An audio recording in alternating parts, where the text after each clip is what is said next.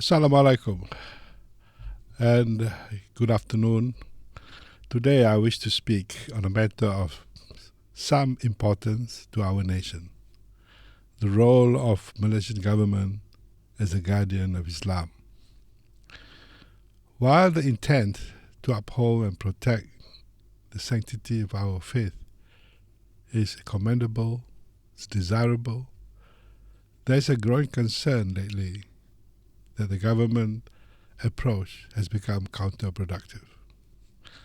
It not only endangers the fabric of our multiracial society, but it also affects the sanctity of Islam itself. Let me explain.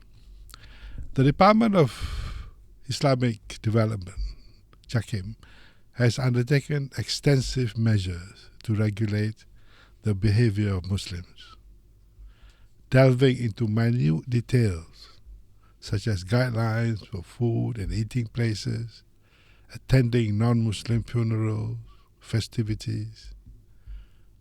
These meticulous regulations implies that Muslims are incapable of managing their faith and belief system without government intervention. Such an approach undermines the personal responsibility and spiritual autonomy that are integral to individual faith. When detailing what Muslims should and should not do in their social relationships with non-Muslims, the government often cites concerns over the potential endangerment of Aqidah, the impairment of the faith. However, it is essential to understand that for Muslims, Aqidah are actually quite simple and straightforward. It encompasses belief in God, in one God, belief in the Prophet Muhammad, belief in the Quran, belief in the angels, belief in the Day of Judgment, belief in Qada and Qadar, which is predestination. These are foundational beliefs that form the core of a Muslim's faith. There's nothing complicated. The question then arises, why then does the government feel the need to remind us, Muslims, of the fragility of our Aqidah, suggesting that the smallest interaction with non-Muslims could impair our faith?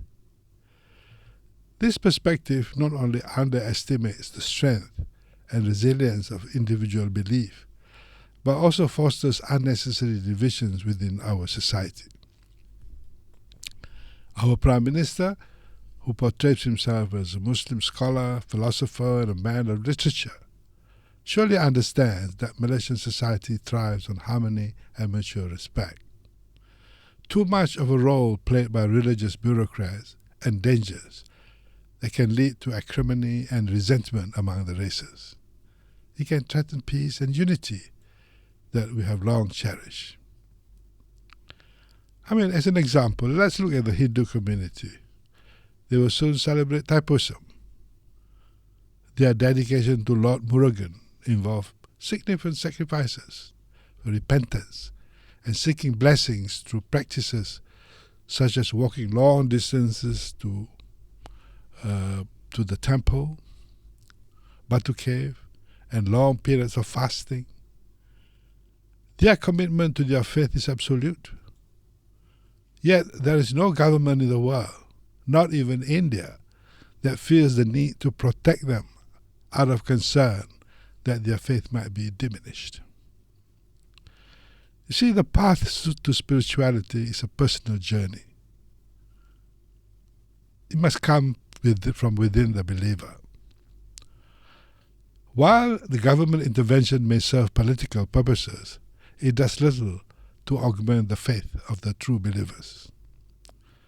In fact, excessive interference can lead to resentment and a sense of alienation amongst the faithful. Our country is a multi-religious country, and Islam is the state religion. But the Constitution guarantees freedom of religion, and this is true not something that we should be taken lightly. It guarantees freedom for all religions, which means it will allow other religions to be practiced in peace and harmony. The increasing intertwining with religion and politics, the mixing up of both religion and politics, can lead to tensions. And therefore, it is important that the government would deal with this matter. The government's role should be to facilitate an environment where all religions and all believers can coexist peacefully, without favoritism, without undue interference. The government, after all, has got, other than religion, has got a lot of other pressing issues, economic issues, education, how to manage airports, how to privatize airports, how to lease helicopters. There's so many things they have to do. So let's focus on all those difficult economic issues. Let's not divert their attention and resources to the minutiae of religious observance, because by doing so, we risk neglecting the broader needs of our citizens. I urge the Prime Minister to temper the excesses of religious bureaucrats, to protect the sanctity of Islam. Let us trust in the strength of the individual faith and focus on fostering a society where all of us can coexist in mutual respect and understanding. Thank you.